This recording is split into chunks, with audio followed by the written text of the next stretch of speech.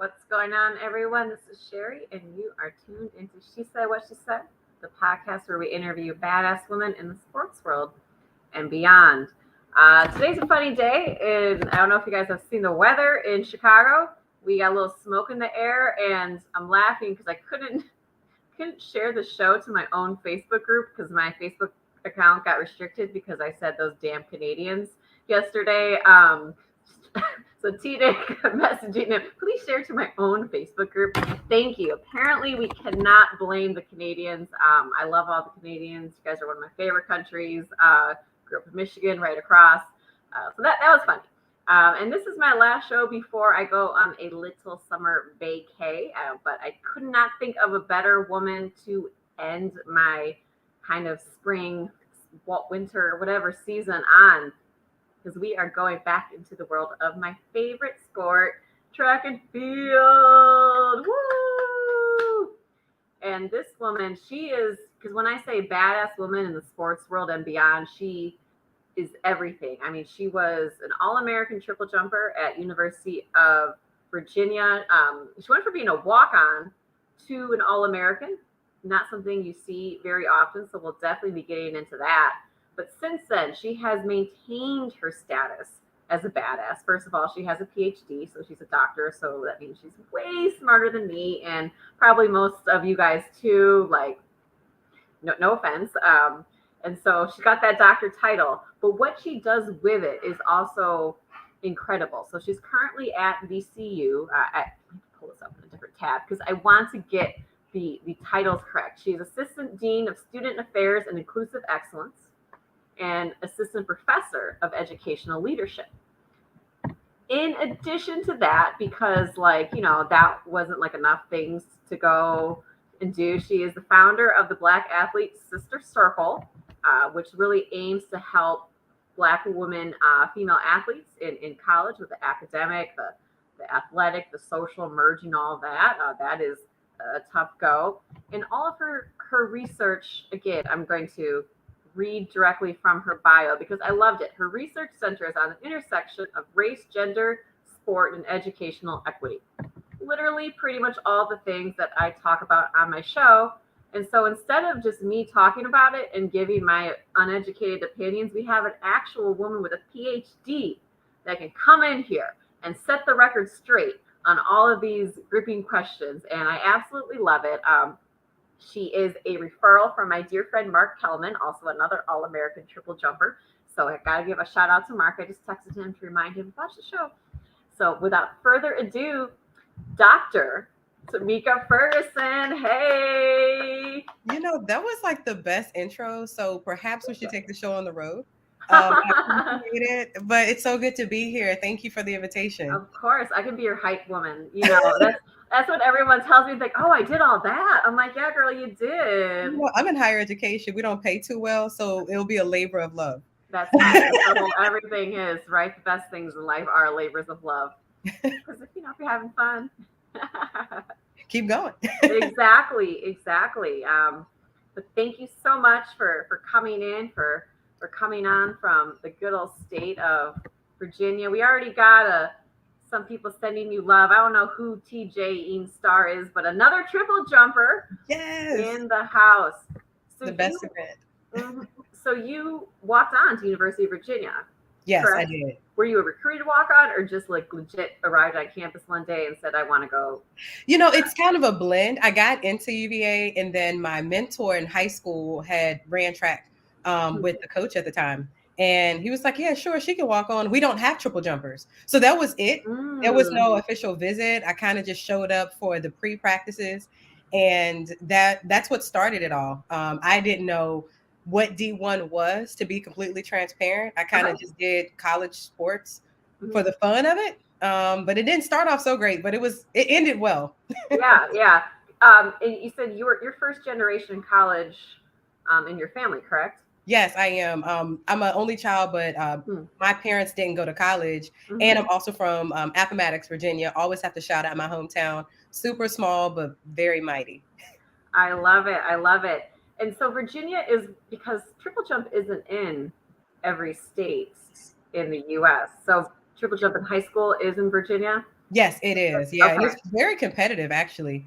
Mhm. So it's a lot of individuals were being recruited from I guess my class that I was graduating with. So Mhm. I had the privilege of actually competing with certain folks who I had saw at some of the state meets. Okay. Nice. So you get there. You said it was not the greatest start. What was it? The whole transition to balancing academic, athletic? No. No, I was just Uh, out of shape. oh. I mean, it was completely out of shape. So Okay. most of the people recruited, they did AAU. In my rural Mhm. town, the closest AAU was over 30 minutes away. So Okay. any type of team, I spent my summer at 4-H camp. Oh. Okay. Yeah, that's a little different.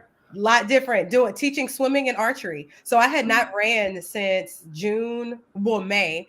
And I just walked on. And so everyone else was recruited. I was the only one Yeah. as a woman that year. Okay. I didn't Wow. finish any practice. Yeah, because I'm thinking of mine. Like it's like I had my senior season. I had a little bit of injury, so I kind of did. But yeah, you do summer track, you do USATF, you do AAU, you keep it going, and then you just go into your workouts. And then so by the time fall comes, preseason, you're actually in shape for preseason. No, there was No, no shape. okay, it's different. Yeah, you're like I'm just here to jump. Yeah, well, I had done triple jump and long jump and short sprints and even hurdles in Mm-hmm. high school. But because there wasn't a triple jumper, that's where my coach at the time wanted me to focus on. And Okay, so, not finishing a practice for almost 2 months, people laugh at me when I say that. I mean, I got better each practice, but sure. I was really not making it. Like, we would have repeat 200s, and he would pull me out at number 4, take a break, walk Oh. across the track, pick back up at number 6. It was very real, learning of what a nutritionist was, Mm, getting my eating habits together, mm. sleeping, all of the things that people take for granted if you continuously run and participate in your sport. I had to learn new habits. This is true. Yeah, 'cause I came from a powerhouse track and high school program where multiple people went D1 every year. So it's a Mm. little bit different, when, Yeah. I was but the you first you D1 would in see like it, 3 No, you we would, didn't have people go D1. That just wasn't the thing. We were a yeah. double A in a 6A state. Okay. Oh, it's cute. Oh, that's so cute. I love it. I love, but what I love to see, your story is you went from, barely able to do these repeat 200s to becoming an All American. I believe, it was your senior year indoor, My 3rd year and third then year. my Okay. 4th year. Yeah. hmm Yeah. And school record too, I believe that still stands. Still have one. The Still other one have was one. broken. Yeah, still got Yeah. one. Don't you love that where you're like holding on? I would have to change my bio. Once it's Right? broken, which is okay. They're meant to be broken, but I'm very proud of that accomplishment. Very much so. And it's definitely a bragging point when I get around, the former college and high school athletes, and they're so great. I'm hmm like, my evidence still stands. That's badass. And I mean, no one can take away the All American status either. So that is always there. But yeah, former school record holder. It doesn't have the same ring. I feel that one in my soul. I hung on. My, you're talking about what I ran earlier. My best events were actually indoors, the 500 and 600, and I held on for a good number of years. Like the all time top 5 list. It's gone now. That's too far. I'm sorry. I It's was a very. jumper. That was way too far. That's like a warm up. I feel like if you jog a lap, that's enough. Yeah, but I mean, the way that these athletes are, the improvements that we're seeing across every single discipline, to Mhm. still have a school record at a big name school is pretty badass. I Pretty, agree. pretty Thank you. badass. Yay. So when you were at, Virginia, at what point did you know that you wanted to start going into the world of PhD of research? Was it organic? Was it like always your goal? Yeah, so I was pre-law, and Mm, then I took a class where I had to write like a thesis about African American history, and I actually did it over the summer because track and field takes up a lot of your time in the spring. Took yep. the summer class, And I remember on Saturday mornings being in the library going through microfilm. Like today's Mm-hmm. people don't know what microfilm is, and just manually rolling the old school newspapers. I got an A in the class, and it changed everything. And I wanted Mm-hmm. to become a researcher, so no longer was I pre-law. I knew I wanted to go and not just research, but do something with what I was studying. And I Mm-hmm. didn't know I actually wanted to study athletics. I just knew that I wanted to improve the lives of Black women, Black men, and low income students in college. So that was my driving force. And then Mm-hmm. I just couldn't give up athletics. I tried. I tried to have like a divorce, a separation. I tried to cheat on track, like all of these things, but it just kept going. And finally, I just accepted that this clearly is a calling. And so I just added studying track and field to everything that Mm-hmm. I do. And then it went to all sports, and then it went to women's sports. And now it's just a part of who I am. And I don't know who I would be without sports at this Mm-hmm. point in my life. Right. Right. You came to the Midwest for your PhD. Yes. Hey. I did. I was there 6 years. Free Mm-hmm. degrees will always make you change your mind about where you live.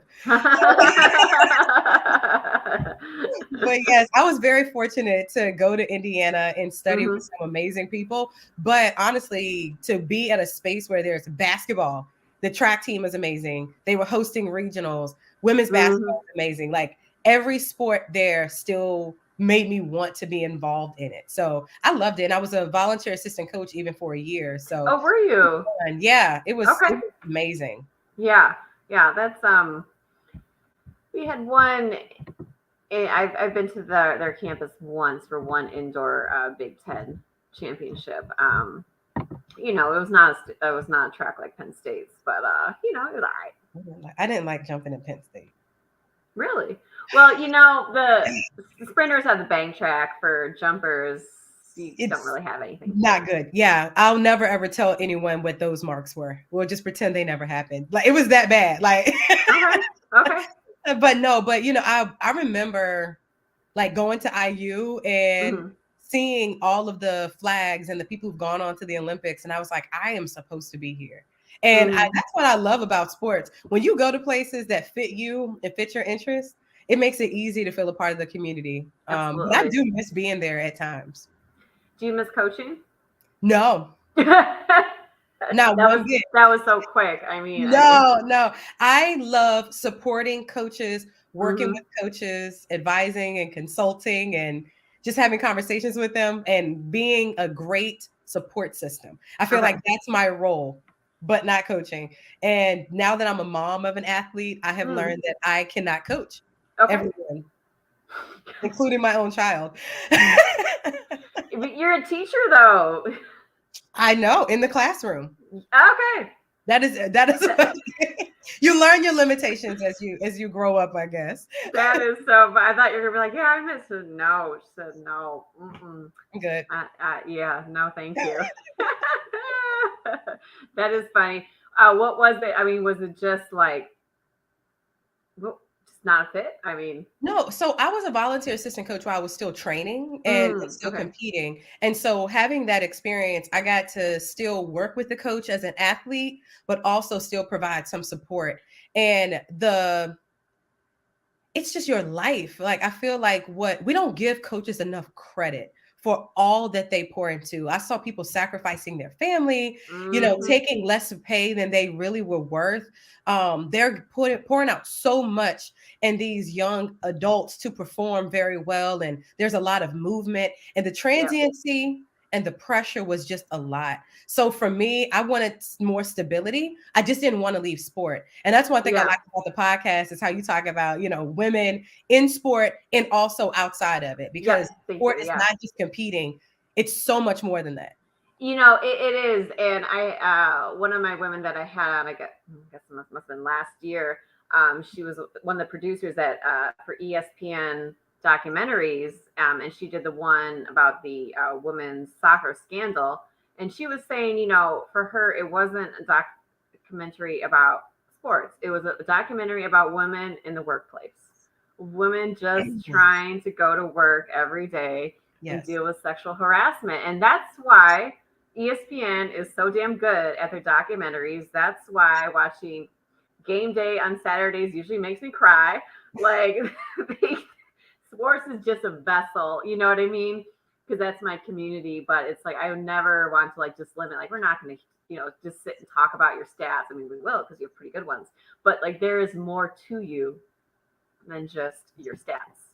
Agreed. And I think we do a better job now, but I wish that I would have had all the confidence to do so many more things. Like I was very active in undergrad, but I didn't make meaning of it, right? It's just like, oh, that's a fun group. Let me join that choir. Yeah. Let me do this volunteer work. It wasn't necessarily nurtured as well. And that's one of the reasons why I love what I do now, because I do get to nurture all of the facets of Black women and other athletes. And there's so many people doing this work who really are passionate. I feel like sometimes my friends and I who we ran track, we look on social media accounts. You see how amazing all of their graphics are.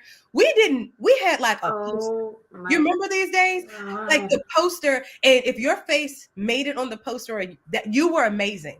And pixelated in your no makeup with your hair in a ponytail looking. They have like full photo shoots now with makeup and hair done. Like hair, outfit changes, multiple uniforms, like just so many things. Our buddy Frank is saying hello. Hi. He's on our guys show. Ew, boys. Tuesday night show. Just kidding. I love them so much. Hi, Frank. But yes, oh my God, the social media, the fact that, they do these, NCAA. Oh, and did you see too at like regionals, they had people like hold those like little signs that say NCAA bound and all this. I'm like, that's so cool. You can get anything. I don't even, was never even featured on anything, right? So, yeah, I mean, the 400 was, but not they forget about us. Yeah, you guys are kind of the redheaded stepchild of no pun intended. I know, right? I will say though, I do think triple jump has gotten more press in the past couple of years because of blanking on her name, the world record holder.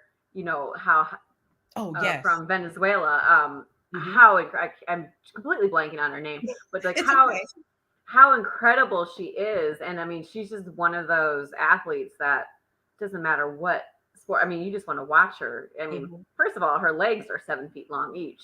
So I miss those days. But I think the dynamic around being an athlete has also shifted, because a college athlete is not just the student athlete anymore. They're a whole brand. And when they do become professional, they really are not just representing their sport. They have so much other responsibilities and brands and people that they're carrying, that when we were competing, it wasn't like that. But the shift is good to see, because we're seeing more responsibility. We're seeing people pay more attention to their character. Yeah. We're seeing people just take full ownership and just knock down every door, every ceiling. And it makes me so proud to still claim and say, yeah, I was an athlete, because of who they are. I think it makes me more excited about watching every sport and not just track and field. Exactly. I mean, when name, image, and likeness came out, everyone was so focused on how much money the football players are going to get, how much money the basketball players are going to get. But I immediately thought about people like track runners, right? Non-revenue sport athletes who can now make money off of their brand, right? So this means they can now use their face to host summer camps at home or winter camps, that they can do, smaller endorsements. And so when people are so focused on the headliners, I'm like, this is amazing. It's amazing for women. And you're seeing it from the college athletes at the top Instagram accounts. It was like 6 or 7 of the top 10 are women. Yes. And they are out there. And of course, the one LSU gymnast is getting backlash for being I'm like, she's beautiful. Let the woman live. And honestly, the clothes she models in are covering more than a gymnastics uniform. You know what I mean? Track and field uniform. Girl, Spankies on. I'm like, oh. Well, the thing about NIL is, when it first came out, I was I was one of the people who was a little timid because Mm. it was all about football. There Yeah. was rarely any conversation about D3, D2 schools, like non-revenue generating sports, soccer, lacrosse. Like no one was really talking about anyone outside of basketball and football. And so Right. now that we have women of various races and sports who are able to maximize it, we still need more space because it's still inequitable if we look across like the amounts of money that is being Sure. given and awarded and the types of brands they have. But if we keep supporting and keep responding to their brands, I really truly believe that equity will be achieved over time. But I don't think it's going to be done by waiting on the industry to do it. I think us as Right. consumers and us as followers and us as fans, we have to really demonstrate our support of women, if not more, not Yeah. just more than we do for our male athletes. Absolutely. And Trey 5 says social media can be a valuable marketing tool that we didn't have back in the day.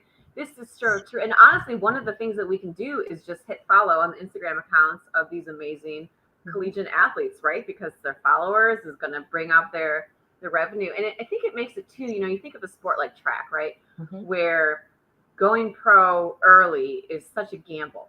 You know what I mean? Because once you give up your eligibility, you're might have changed coaches, all these things. And it's like, how do you maximize your earnings? So I look at an athlete like Britton Wilson. So my coach is now the coach at Arkansas. That's her coach. Shout out Chris Johnson. But she came back, for one more year. And I really truly believe one of the reasons why she did was because of name image like this, because her Instagram, she has a ton of ads this past year. So like it allowed her to get another year of college under her belt, right? Another year of working, within the same system, same thing, working with Chris, like not having to worry about all those things. And now, then it's kind of helped bridge that gap year of like, do I go pro? Do I not? You don't need to. Yeah, it makes it essentially way less difficult. And I think about like Sha'Carri Richardson, who went pro, after her first year at LSU. She's still relevant, but she also came as a super relevant. Let's be honest, she's amazing. But when she came out, social media, I think, was just booming. And I feel like she was one part of like a cadre of folks who've been able to directly benefit from the growth of social media being used by athletes who might be in lesser known sports, because track and field is popular from the Olympic trials on, right? Track and field is always popular around Olympics, but you don't really hear about it that much in between those years. But here we are, she's still showing up. We're still talking about her. There's just so many amazing women who could not have a voice. And I think about people that we might have graduated with who we know would have been all of these folks. Could you imagine the money? I sat down one day and tried to figure out how much money I would have made through NIL. And like inflation. I'm like, man, I could have like probably paid for a whole degree, a condo. Yeah. but I'm glad that we are where we are and that there are places to elevate those who can still benefit from it. Yeah, I absolutely love that. So you did your time in the Midwest. And, depending on how we look at it, I did my time in the Midwest. Yes. I understand. Look, I'm in the city of Chicago. It's a little bit different when you go to like Bloomington, Indiana, or Champaign, Illinois, or South Lafayette, Indiana. It's a little different. The vibe is slightly different.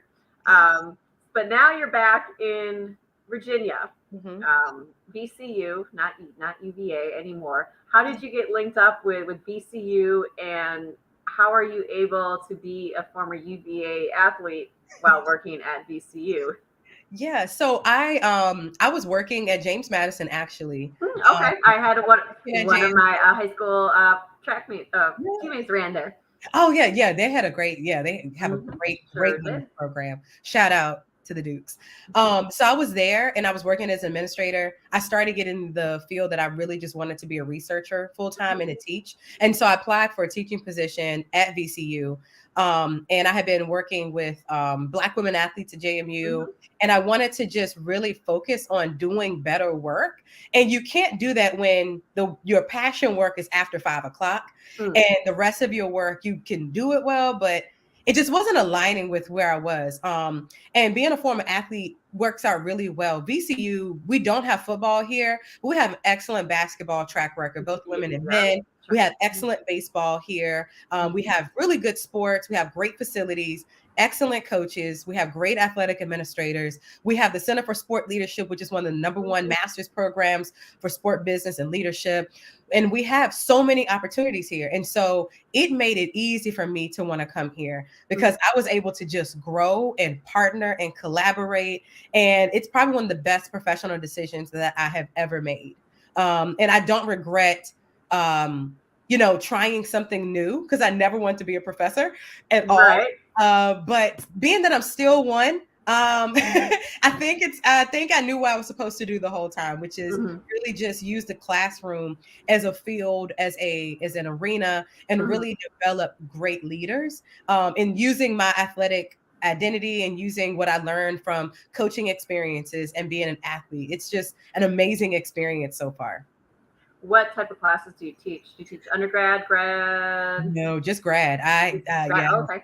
Yeah, I love undergrads. I taught them at JMU, but for the majority of my time here, I've taught in our Doctor of Education program in leadership.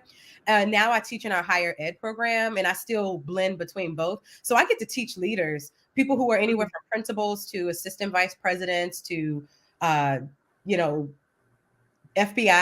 firefighters, business leaders, nonprofit leaders. I teach the entire gamut of professionals. And it's a passion because everyone comes in with all these different experiences, almost just like formulating a team and bringing in a group of first years who don't know what they want, but they're very confident in everything. And being able to really just shape how people think and be able to help them transition differently into their careers. It's definitely a passion work. It really is. I tell them all the time. I use the Allen Iverson. You remember when he skipped the practice and had to practice. So I play this in almost every class, every semester. And I'm like, come here, bring all your problems and your issues. This is practice. This is where we work through your issues so that you're excellent when you're performing. And so I bring sports into everything that I do because why not? Right. I love that. And talk to me too about the Black Athlete Sister Circle. Yeah. When did that get founded? It's my favorite thing. So BASC, or the Black Athlete Sister Circle, started in fall of 2016, actually at James Madison University. I designed the program when I was writing and finishing my dissertation about Black women and gender racial stereotypes. We launched it. We started with like 3 women in a locker room. And since then, we have grown. To date, we have about 3 or 4. I'll find out next month when I check in. 4 active chapters. We've had one at JMU, VCU, UVA, William and Mary, Coastal Carolina University. And so we've been able to kind of really in ODU. So we've been able to like branch out depending on the year and have women just meet once a month, 3 times a semester, and just get together and talk about what is it like to be a Black woman athlete, and knowing that it looks different, that being a Black woman athlete is not a monolith. Leaning on the leadership of coaches and academic advisors that are on those campuses to really lead those groups. So I don't run all of those groups, but I work with them. We train and we talk. It has been a labor of love, but it is excellent when you see people graduate and they talk about how they found their community, or when you have former athletes who are part of BASC come back and serve as actual facilitators on those campuses. And so I'm excited this year. We're going to be branching to new campuses out of state. And so it's going to be fun. It's a free program, and it is somewhere that Black women can just be unapologetically Black, unapologetically athletic, and unapologetically women. So I'm already thinking about, all right, who do I know at which schools? Because that's so you just need someone to facilitate and start it? Listen, here's the pitch. It's a free program. It's easy and it's prescripted. There's everything that's done. All we need is a Black woman leader who works in athletics or with athletes. We just need someone who can serve as a facilitator in a school that's willing to provide space. And I do ask that they feed the student athletes, because there's no meeting without eating. And so it can be a program course. that's an addendum to leadership programs, like that's what JMU does. It can be something that's offered for leadership development. It just looks different on each campus, but it's an excellent way to like really engage Black women, especially if you are at a predominantly white institution and you have like maybe 30 student athletes of 500 who are Black women. You want to create that space. Absolutely. See, I'm already thinking, all right, University of Arkansas track and field. Let's go. I was thinking of that. Then when you said predominantly white, I'm like, University of Arkansas. They are. But you know what? I love the Razorbacks.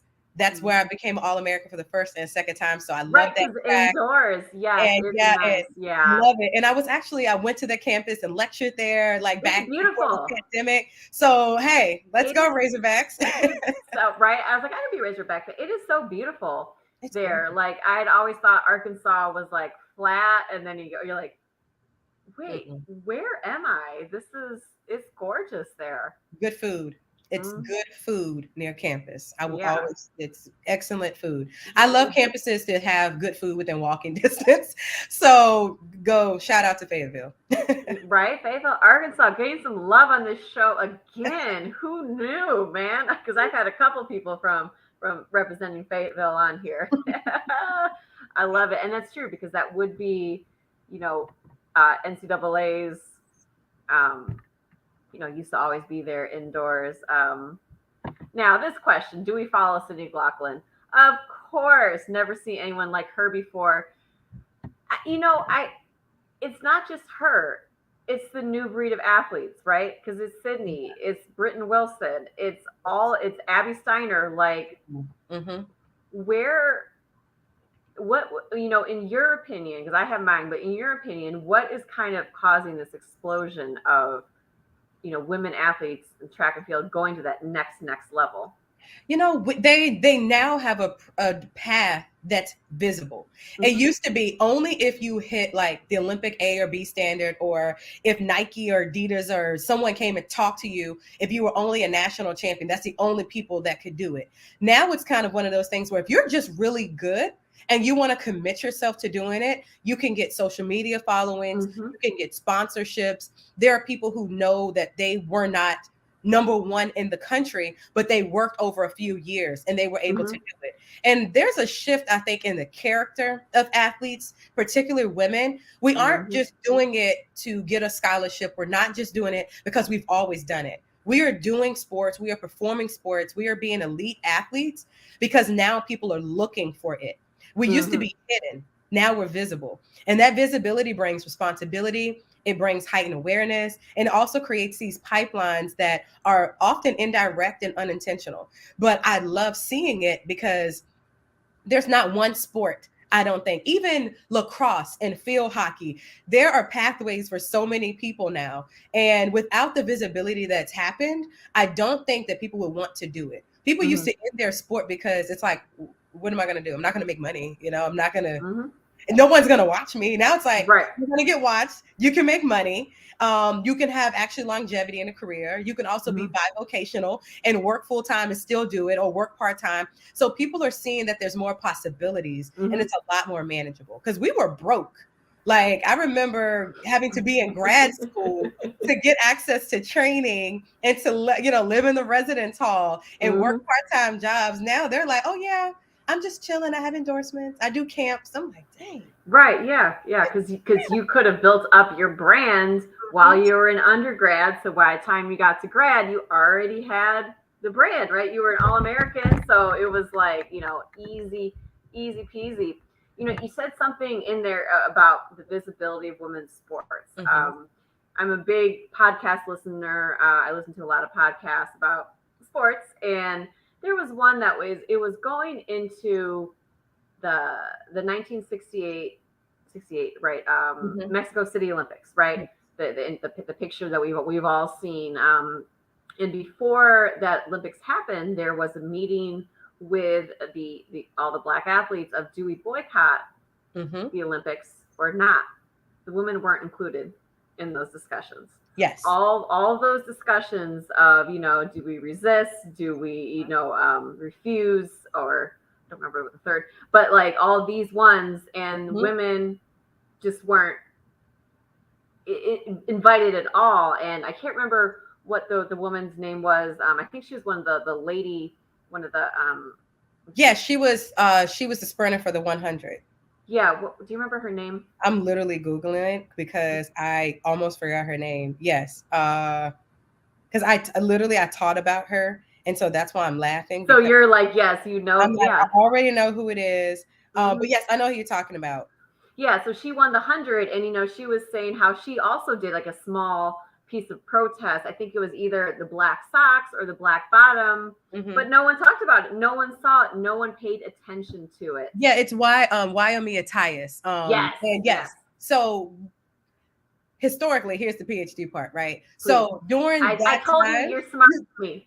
No, not smarter, just read a lot, right? So not only was she ignored, but they tried to say that she didn't protest, but she did. She did her own stance, and she did something that was separate from them, but it didn't get any media attention because during that time there was still a lot of chauvinistic values. Yep. If you think about like the civil rights movement and other protests that were happening, particularly within the Black community, a lot of those women were not the face of the protest. They might have been the organizers, the trainers, the people behind the scenes, but they didn't get the same credit like Ella Baker and other Black women who are part of the civil rights movement. So we see that same pattern happening in the 60s. And that's why Wyoming Attias and Tyus and so many other Black women, their voices have been heard like in the 80s. In the 90s, after some researcher in a white ivory tower did some research on them and brought them out, because we forget about like the Tuskegee Black women who were running and winning, Alice Coachman,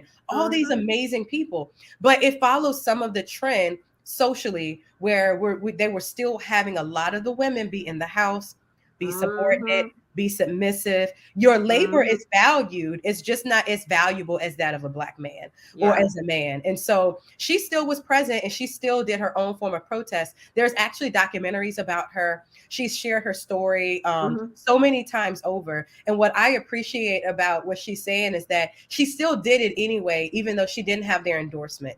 And to me, that demonstrates just the power of a badass woman, right? A woman who step forward and doesn't need permission from a man or anyone or validation. And I think that's the power of this generation of athletes, not only in college and professional sports, but in high school. They are not waiting for validation of who they are. They are putting themselves out there and making themselves relevant. They are letting people know that they are present. And we also have this cadre of parents coming through, of people who are like, I did it, and now I want to support my child. And they are learning and creating spaces for their children to have these platforms. And my parents didn't go to college, so they were kind of like, you want to run track in college? Like, scholarship? And I was like, no. They were like, well, I mean, if you like it, you know. And they had to learn with me. But now we are looking at generations of former college athletes whose children are now college athletes, and they are now more intelligent. They know how to navigate the system, and they are not asking for permission. They're just creating their own platforms, making their space. Yeah, it is interesting. You know, I listened to that whole podcast thinking that I was gonna, the biggest takeaway, right, was the story behind probably the most iconic photo in track and field history. But one of the things that stuck with me the most was her story. And listening to her talk about it, be like, no one brought the women into the conversation. And I was like, so you're bringing in all the Black athletes except for you ignored half of them. So you didn't, you know what I mean? You brought in, I guess it probably wasn't 50-50 men and women, but it pissed me off listening to that, you know what I mean? But how I love too how unapologetic she is, you know, talking about it. She was like, yeah, it wasn't like, oh, you know, it's like, no, they didn't ask me. I wasn't a part of it. They excluded me. I still did my protest. No one paid attention because I was a woman, but I did it anyway. And it's like, yeah, bitch, go girl, you know? But how many times have we heard these stories where we find out something 20 to 30 years later? And then we have to amplify it. And sometimes some of these individuals have died before receiving the appropriate recognition that they were supposed to have. And so we have to do a better job of telling stories and amplifying women when it happens. And so that's why podcasts like this and these spaces and being able to create space when there is none. And that's one thing about BASC. Like, I didn't have a space for me and other Black women outside of track and field to just gather. Yeah. Mm-hmm. But I had I was in track and field. So we had, the largest number of Black women on our team outside of basketball. So when I started creating that space, and then we have lacrosse, and we have Black volleyball players, and we have Black soccer Mm-hmm. players, Mm-hmm. and we have Black track athletes and Black basketball players in these spaces, and having them talk and laugh and enjoy each other and start group meets and text and go to each other's meets and games. I mean, you create this community that you can't replicate everywhere. No. Mm-hmm. And that's why creating space is so important to who I am as a professional, as a person, because if we have the power to create space, we need to exert that power and take on the authority and responsibility to do so. Mm-hmm. Like now you. Now, Wilma Rudolph, that was a woman that also, I mean, I think everyone in track knows her, but I don't know if her name resonates, the way if you think of like Jesse Owen, right? Yeah. Everyone knows, you have the Jesse Owen Classic at Ohio State. Yep. Do we have any track meets named after Wilma Rudolph? I can't think of any. There might be like a track and field stadium, but I can't think of a track. Yeah, there are all these women that, anyone in the sport will know, but people out of the sport, who? Well, you'll know about it during Black History Month, right? Will you though? Because you get the same people over and over and over again. Yeah. It's always the stories about tragedy to triumph that always stick with people. But there are some people who are just great just because, right? Yeah. And that's what I love about athletics. Is like most of the people who we highlight and we celebrate were great in and outside of their sport, and they were leaders in their community. And they were changing lives. Some become teachers, some have become researchers, business owners, advocates, activists. And we need to tell the full story, not just the 4 to 6 years or even 1 year when they were representing the country or a team. There's so much more that we need to talk about, but where are those spaces? Yeah, and there's more than Rosa Parks that, or Harriet Tubman. Harriet Tubman. Those weren't the only two women. That's weird. Not at all. It's so many different spaces that there are Black women that need to be highlighted. I didn't do it. I think I did it last year for Black History Month. I did a different Black woman in sports every single day, and I tried not to do the big names. I did a few like Cheryl Swoops because I mean, I had to, okay? Yeah. Don't shoot the messenger. But I tried to find the first Black woman cyclist, the first Black woman equestrian. It was just kind of a journey that I went down that was kind of like my little passion project that year, because there were so many places that it was just start typing, because no one really knows about these women unless we tell their story.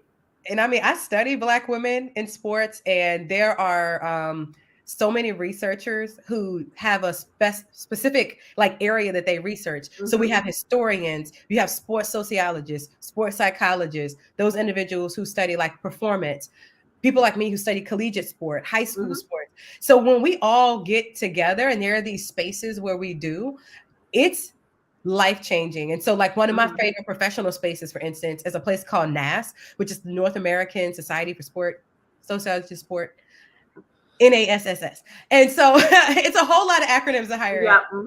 But those are my people that speak my language, because it's other Black women who study Black women, who study sport, and so many people who we talk the same language. And so when you find those spaces, you have to maximize them. But there's so many spaces, books, podcasts, documentaries, YouTube videos, journal articles, blogs. We didn't have this at our fingertips when we were in undergrad. Even the microfilm and doing it. No one was writing about Black women athletes when I was coming through. So it's really an honor to be able to say I contribute to how people learn and make visible Black women in sport, whether it's a coach or an athlete. And how, you say, you have this group that studies Black women athletes. I mean, it's got to be a small group. Strong and mighty and growing. Strong and mighty and growing. And I love, because they're in different fields. So you might not see them. They might be in cultural studies in the academy, or they might actually be working at the Black Women's Sport Foundation doing community work. So it's not just research, it's actual people doing the work. It's hard to find out who they are unless you're connected to the community. And that's great that there is that gathering point, right? Or else you would all be in your own little silo doing your own research. But to bring everyone together and just talk Yes. about it. That's awesome. I love this. I told you, like, this whole subject is like everything that I listen to podcasts on, that I read books about, like, and I wanted to when you were talking about coaching earlier, one of my guests a few weeks ago, she's a motivational speaker now. She used to be a college basketball coach, and you hit the nail on the head when she was saying of how much coaching creates your life. And I was just reading her book. I'm actually reading it right now. I'm working on it. And she talked about it in my show too. But she was saying how you think it's better as a single woman being, a college coach, right? Because you're always on the road, so you don't have to worry about your family. But she was like, well, when I came home, it was just me, and I was like, I had to do the laundry. I had to do, it's like you just don't have that support system. And I was like, it's a hard space for women. It's a hard space for anyone, but especially for women. It's just not. It goes against so many of our characters, right? You like to just want to like nurture or that connection, right? It's like you spend your whole day with these 19, 20-year-olds, and then. But there's some disruption that's happening. Like, just to like name spaces, there are spaces through MOA, which is a organization that's affiliated around like minority opportunities in athletic administration. There's a Black Student Athlete Summit where they're trying to create disruption early on in the pipeline through mentorship, through knowledge, through research, to really showcase that there is more than just sport. There's more than just a coaching pipeline, that you can be more than that. And I think the mentorship, the professional opportunities, the internships, the visibility, the knowledge, I think that's also contributing to what you were highlighting earlier about shifting like how people are performing in sport now. No one's just going in it blindly. Like our athletes are very informed of what's going on, and they're making decisions that the old guard, I don't think that's us. I mean, like the generation ahead of us, the old guard, right? Just feels like, no, but back in my day, you just had to listen to the coach and not talk back. Now it's like, no, I'm good. I'm going to go ahead and advocate for myself. Yep. I can walk with my feet, my NIL, my attractiveness to folks who are brands, and I can walk and go to another school because I can enter the transfer portal. I can leave. And that is not something that we saw. Like, I remember we didn't transfer unless there was something seriously wrong. And now you had to sit out a year. Yeah, because it's like I'm not loyal now. Like I'm loyal to the sport, but unless you're meeting my needs and expectations, I don't have to be present. And that's very disruptive for people. It is. And the transfer portal is a great thing because I mean you only have 4 years to do your sport. And if you are stuck in the wrong place, because you think of so many people, I mean, I loved my time at Penn State. I went to Penn State because I did not have a good backup plan for when my original school, is a whole story, right? But I didn't have a backup plan, right? If there was I thought about transferring after my first 2 years before Chris Johnson came.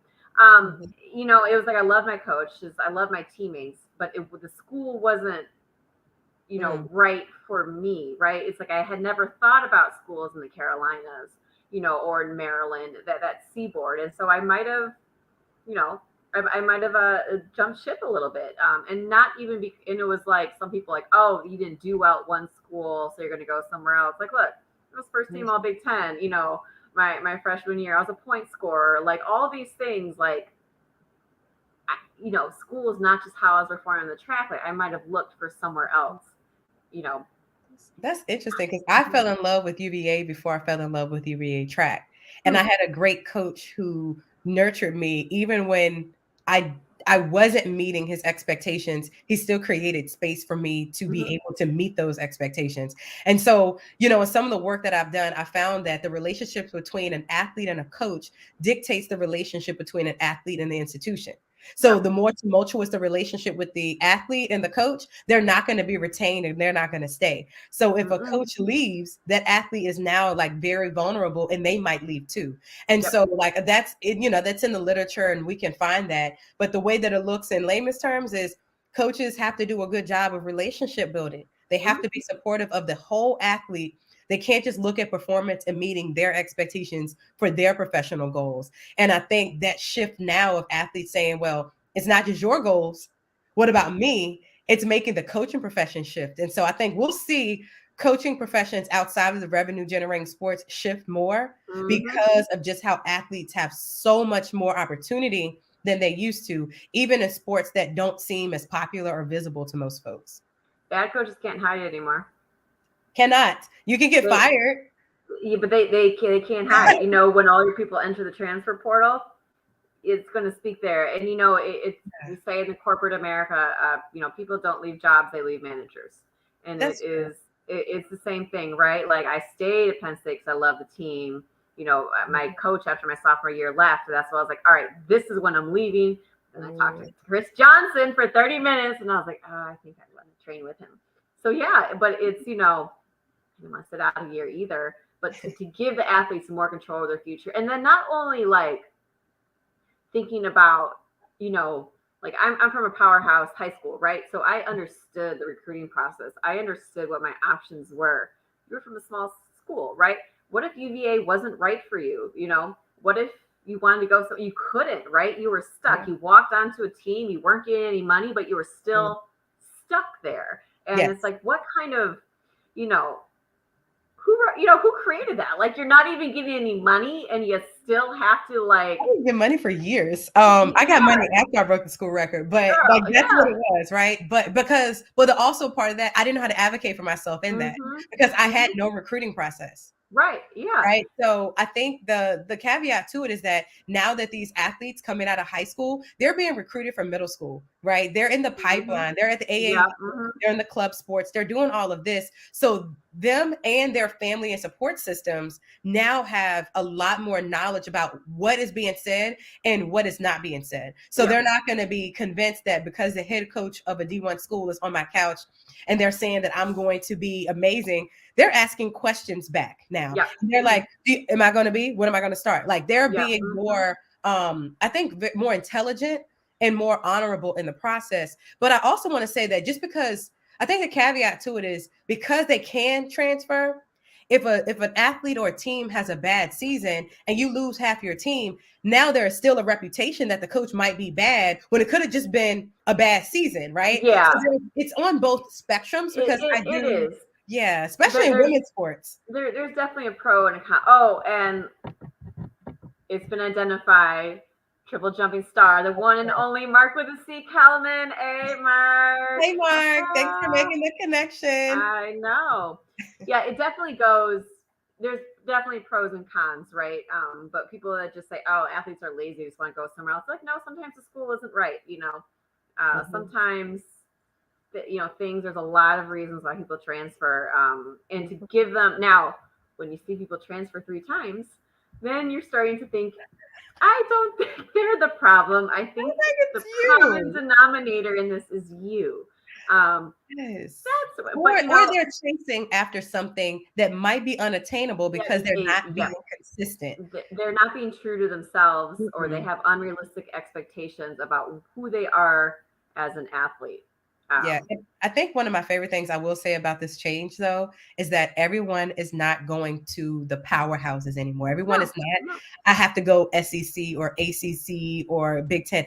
There are people who are excellent and excelling and exceeding at D2s, at the FCS. You know, like there's so much happening. And I think that's what's making sports intriguing because I'm not just watching for UVA. I'm not just watching for Arkansas or Penn State. I'm watching for the sport and the performance because I'm in love with the tournament and I'm watching it because I'm enthralled and engaged. And that is how we're getting more visibility with even professional sports. So I love it. I love it because I've been introduced to so many new sports now.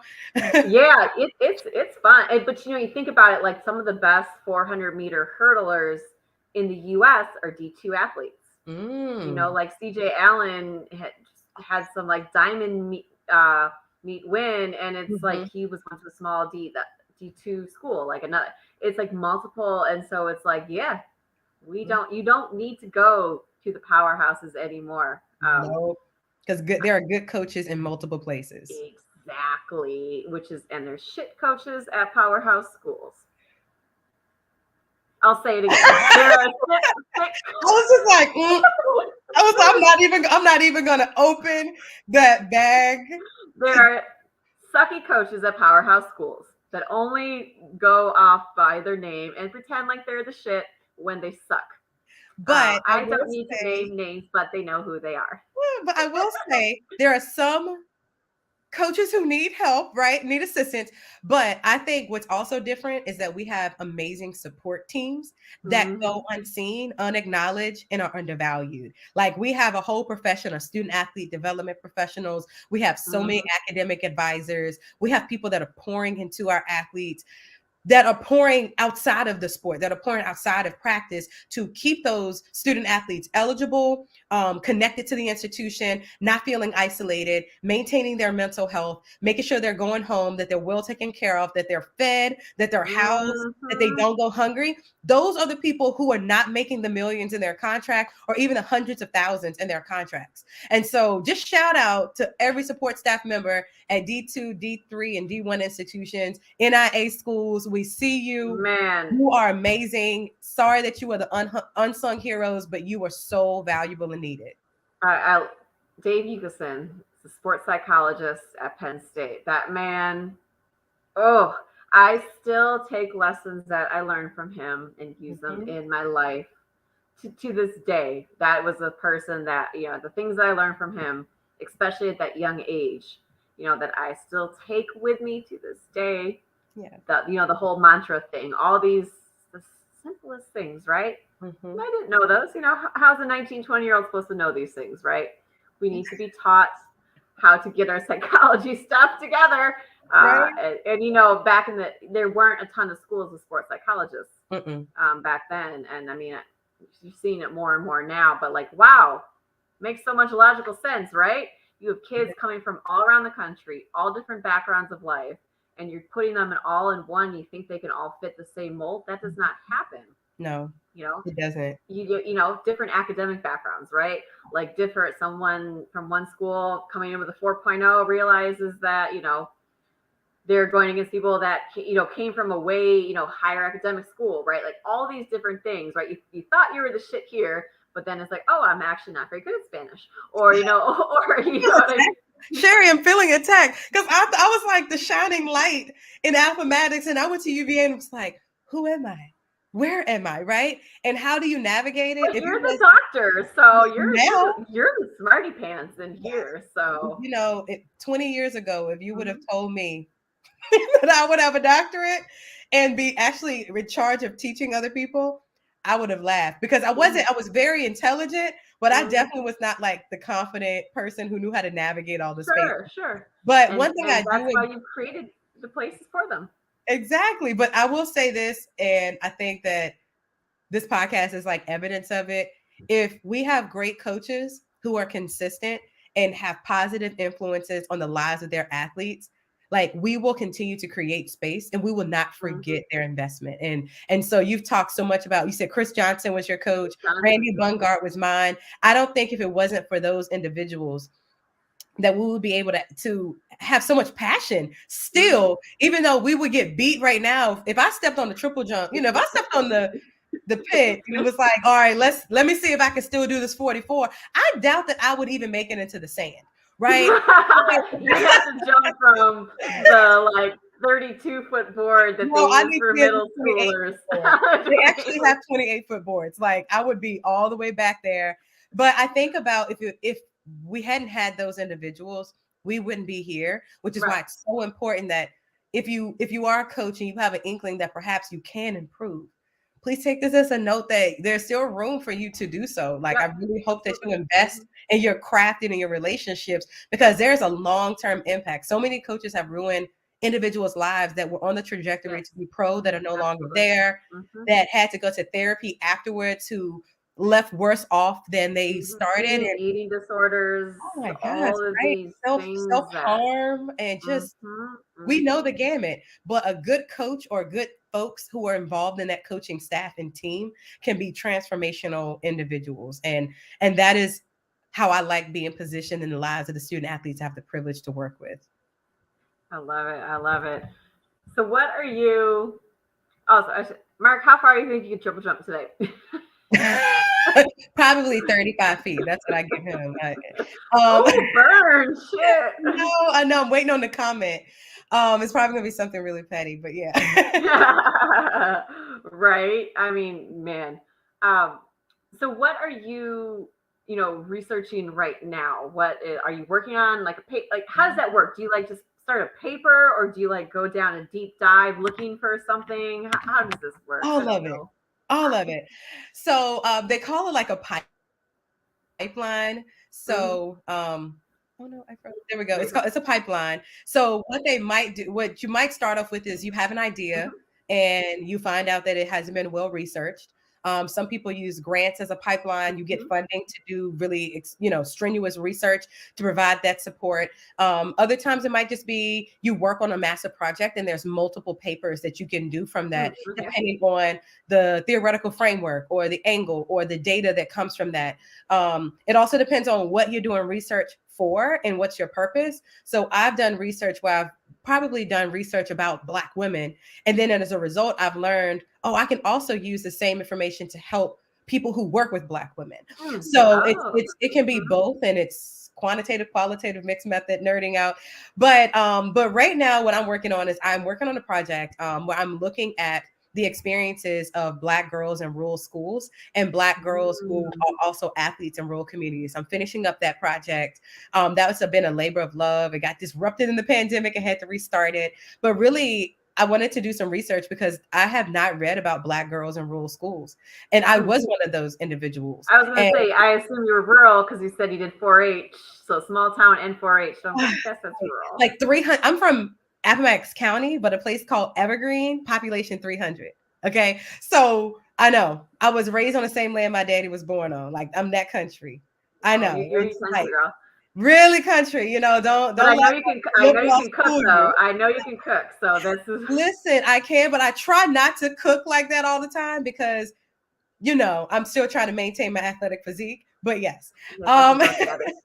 but I'm looking at that. I'm Hmm. also looking at like equity within education and like the Hmm. K-12 space. Like, how does advanced placement courses help those individuals from low income and rural backgrounds make it Hmm. through and be successful? I'm also looking at the experiences of Black women who are working in higher education and what is it that keeps them retained. And then I'm looking forward actually to doing more work. A lot of work I do is in resulting around like diversity, equity, inclusion, anti-racism, Hmm. and decolonization, whole bunch of terms. So my goal is to be disruptive and help those individuals who are creating spaces for athletes to be Hmm. more anti-racist. And so whether that is helping athletic administrators who are doing that or professors, that's a lot of the work around practice that I've been doing. And so that's been trainings, that's been videos, that's been some materials at conferences. And so I'm trying to find ways to blend my passion for sport by ensuring that spaces for all people are equitable. All people can thrive in whatever classroom with whatever individual. And a lot of that is really just how do you have conversations with people that aren't using the large words and not quoting the articles and making things very relevant and Hmm. fun. And so I work really hard to make sure that if I can publish something, that I can have an elevator conversation with someone as well. And that too Yep. is still work. Yeah, this is true. I love that you're studying rural women, Yeah. because I think so much of what we hear is about inner city Black Yeah. women, but it's a completely different thing. And like it's a different. There's lack of access in inner cities. Thinking of Mhm. Chicago for a different reason than lack of access Mhm. in the rural community.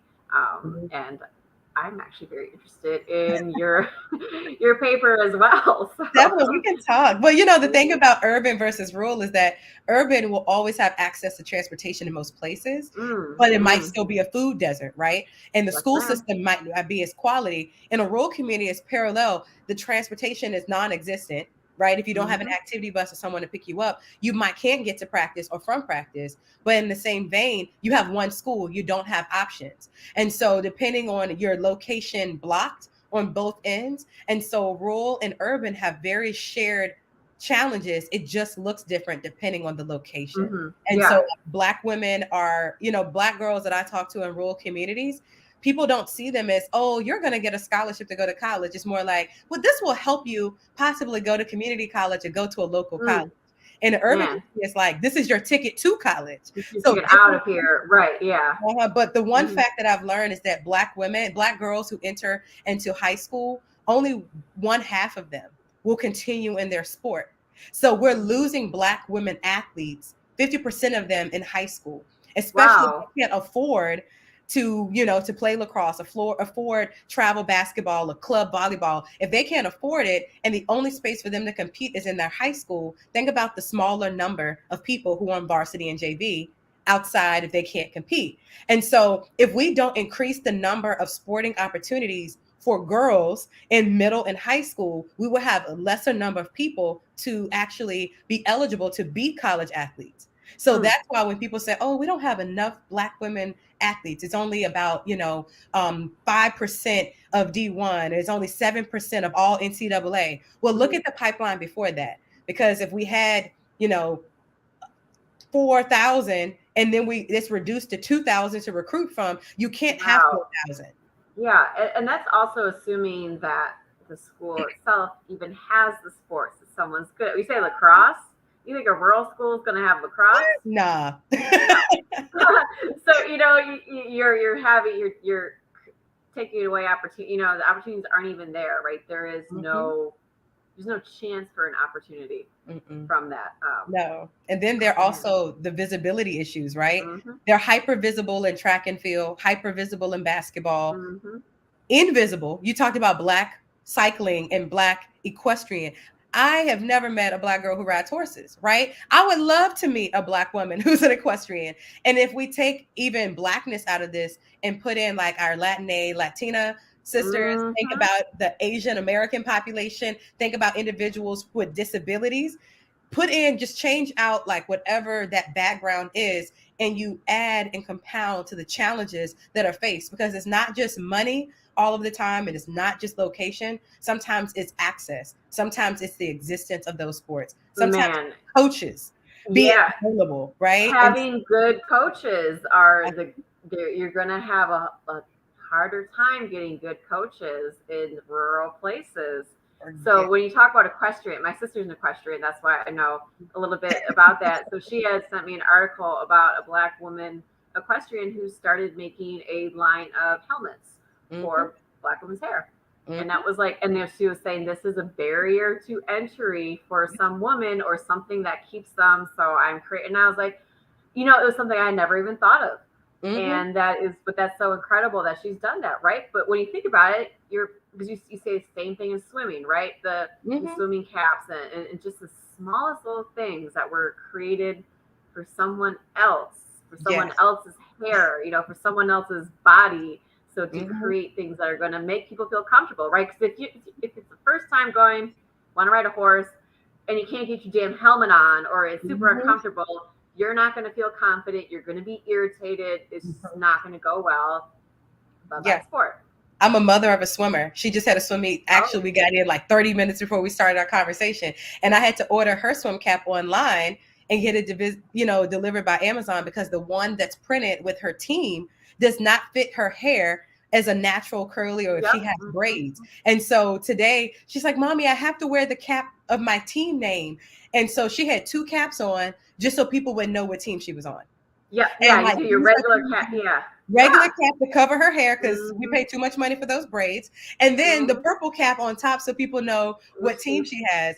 But I mean, it's the same thing when we think about, but through a religion lens. You remember when Nike created like the hijab and outfits, like when those women who identify as Muslim, when they want to compete, there's so much more that they have to go through. And the word accessibility is so important. People think about it through like disability and having the handicap ramp and all of that. There are other facets of accessibility where we need to remove barriers so that people can compete equitably. But people feel as though when we have to make all these changes and make it accessible, that it waters down the sport, that it does something. It only expands and increases.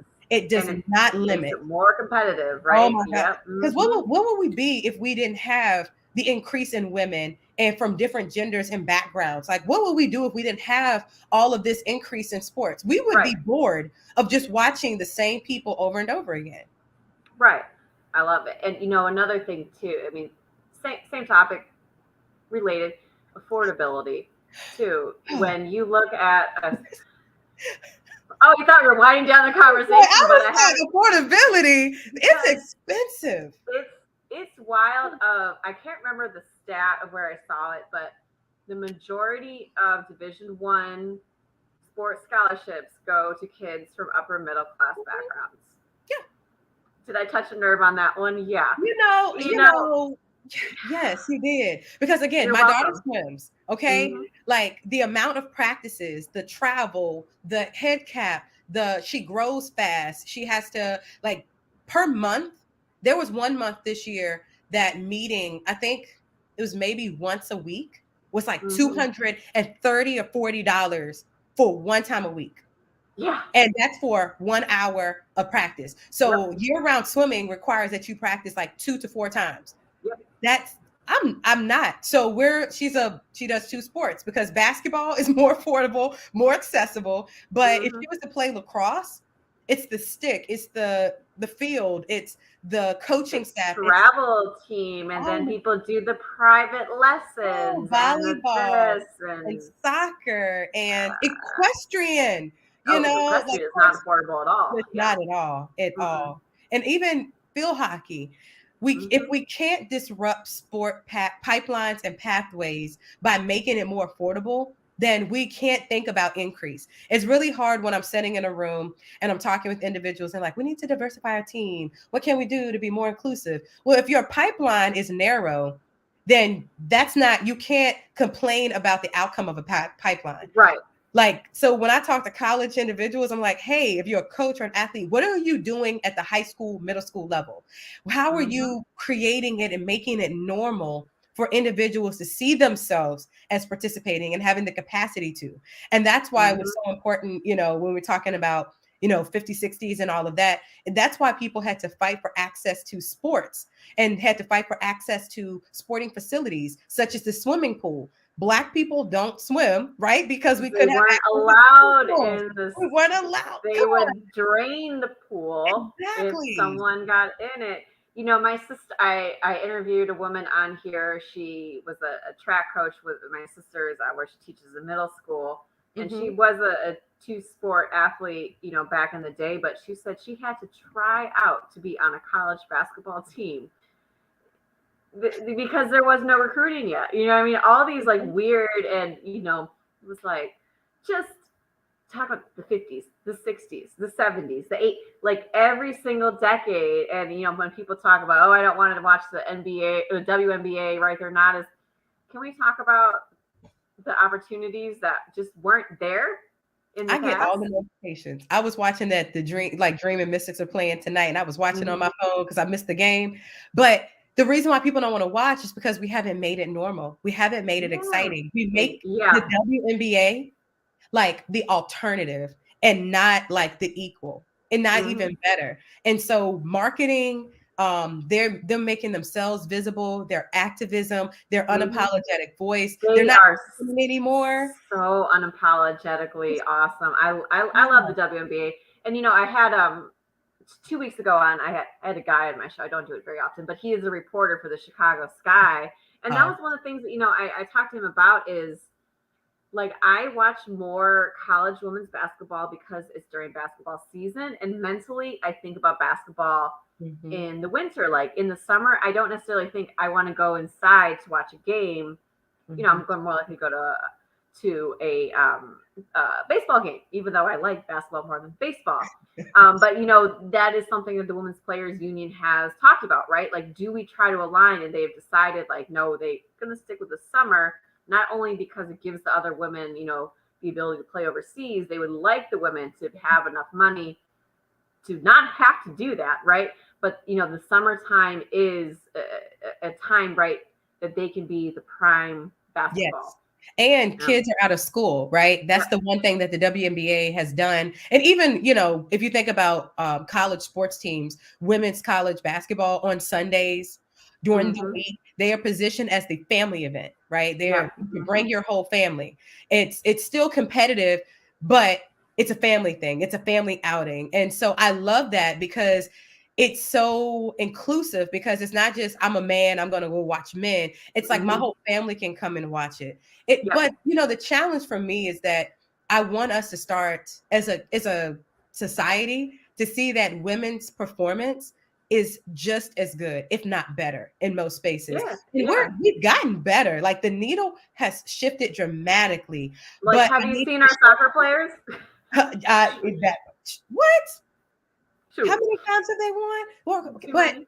but until they stop seeing it as a fight over money and see Mm-hmm. it as a fight for equitable participation and Yeah. attention and visibility, like it's always, oh, they're always fighting for equal pay. Like that's not what it is. We are fighting for Yeah. value.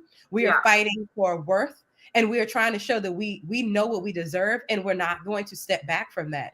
And that's why it's a beautiful thing to watch and support and figure out ways. How can I show up? What can I buy? Who can I follow?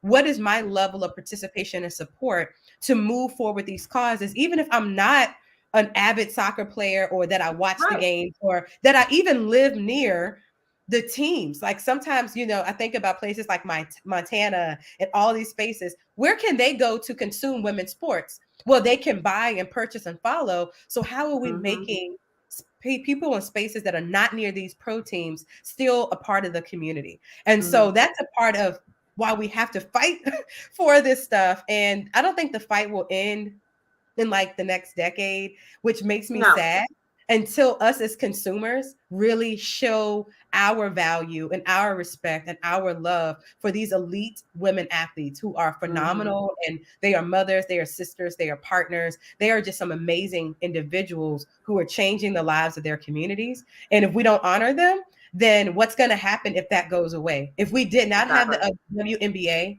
then what? Exactly. And I think if we start to think about it in that realm, it changes us and we feel a responsibility to them. Because as a woman, I benefited from Cheryl Swoops, even though I never played basketball. I'm really bad. Yep. Really, really bad. Like there's bad, there's like I might can try, and then there's me. So I stay in my lane, but if it wasn't for them, would I have been able to benefit from D1 sports and be excited about it? I don't know. Yeah. It's funny how you said the Montana thing for women's arena football, tackle arena football. Used to be the lingerie football league. They expanded Thank a little you. bit. They wear a little more clothes. But I was talking to my friend's coach there. I got a lot of friends on the team.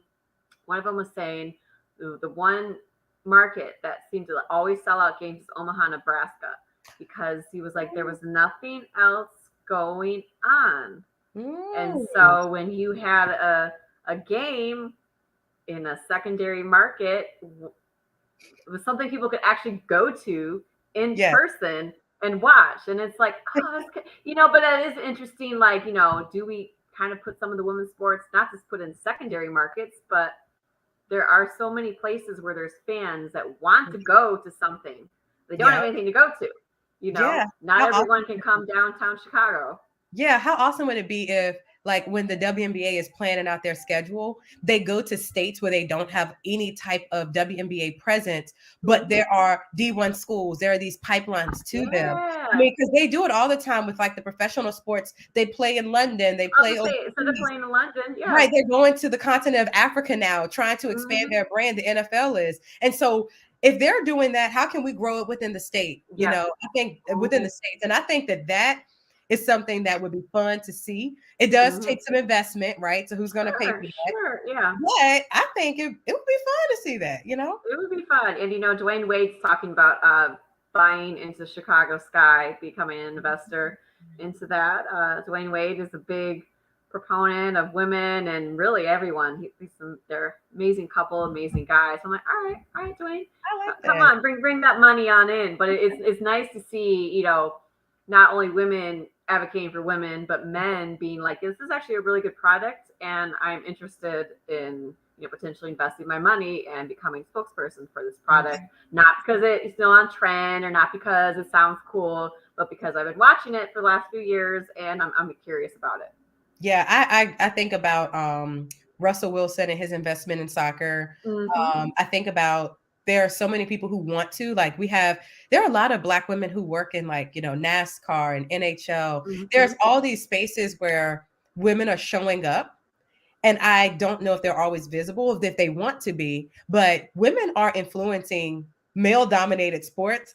And I think if the people who consume them the most, who are men, knew that they would second guess themselves. The fan experience is being influenced by it. The director and player development is being influenced by it. Marketing is being influenced by women. We are incorporated into every facet of every sport, even if it seems as though it's male dominated. And so I think the more we keep highlighting the stories, as your podcast has done, the more we see them visible, that it will start to be disruptive, that we don't always have to focus on the man's influence. We can focus on women shaping every sport, period. That means that all women's sports are influential, period, right? So I that's the way I think about it. If we can just start just naming the power in the room that we have, it'll be, I want to see something happen over the next year or two. There's already stuff that's been shifting from, the activism around racial injustice, all the way to equal pay based on gender equality.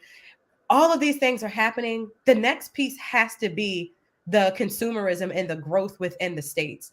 Because if we can maximize that, I think we can keep more people not only in the country, that they don't have to go overseas and risk their lives in their safety and their freedom, but we have opportunities to where they're excited to stay here, and we're excited to invest in them in multiple ways. I love it. I love all of it. And that's really, why did I start my podcast? I never wanted to start a podcast, but it was like, it's annoying to see that any dude that ever played a sport, right, goes on a podcast and talks about his sport and, as the thing. And then I look at some of my girlfriends that were legit Olympians, and how many podcasts do they go on? How many times are people asking for them? And I'm like, she's actually the expert. Mm-hmm. She's probably had a longer career and better career than the people. Than your ass. What you said. Yes. I was trying to like put it in PC terms. No, you have the PhD. I don't. So, final 2 questions. Yes. All right. Second, I have to ask this one because I ask this a lot of women. Do you have any great stories about being mansplained to? If so, tell me them all. Oh gosh. Oh my gosh. Oh man. So I'm in a field with people who get doctorates, and mansplaining. Yes, actually it's about athletics. So I was out of the country. I will not say what country I was in. So I was out of the country, and I know I'm a Black woman. I don't look like a professor, because most professors, the stereotypical old white dude, image, right? So they knew I was at a conference. We were sitting around, and it was these men from it's like probably 3 countries represented, and 3 nationalities, and they start talking, and they don't know the expertise at the table. So it's not just me. It's like 4 women were at a table having dinners, a post-conference. This was a few years ago. And they start trying to tell us about women's sports. They start to tell us about stats and data. They start to tell us or whatever. And I'm just sitting there, and everybody's like, is this really happening? And so they got to track and field. And I was in person who was a track and field person in the space. And I'm just sitting there like, is he really talking? The conversation was the pipeline towards visibility, NIL, and all of this, and why it's important, and why is it not equitable for gender. And he starts explaining the states is this, and there's a lot of chauvinism, and there's a whole lot of like Christianity, and all this stuff. And I was like, it's not that. It's just that men don't want to give up space. They don't want to share money. And well, in my expertise and my experience, and I'm just sitting there like, don't do it. Because I'm Tomika until I'm Dr. Ferguson. Ooh. And so Dr. Ferguson, Alter Ego came out, I was like, in my research. And I just started, and I started quoting all these women scholars in this work, in these stats. And he was just like, those are excellent points. And I'm sitting there because NIL is inequitable, right? Like you remember, it's getting better now, but comprehensively, it is not it. He just was trying to postulate it as being this excellent thing, and mostly just it's all these ideas about America. No, it's not. It's gender. It's power. It's all of that. That is the one that stands in my mind. And I'm shortening a very long-winded person. And so I can't stand that. That is like the thing that makes me angry is when people don't leave room for consideration of other thoughts. And when they don't read the room, it's like, why don't you ask while we're having this conversation before you contribute? So that happened. And I will not say the country. It's nearby. But yes. Amazing. There are a few nearby us. So I hope it's not Canada because I'm in trouble on Facebook because of Canada. Oh no, it was damn Canadians. Don't block me again. I didn't say Facebook. Who it was. We didn't say nothing about the Canadians. Okay, but you can take your smoke from your fires and blow it somewhere else. Oh man, I knew you'd have some mansplaining. Yeah, that's one that stands out because it wasn't just me. You ever just sit in a room with other women and everybody's like, is this really happening? Yeah, I love it. I love it. But final question. Mm-hmm. And you've gone into a little bit with your research, but what is on your personal agenda for the rest of 2023? What are your goals? What's on your vision board? Yeah. Personally and professionally.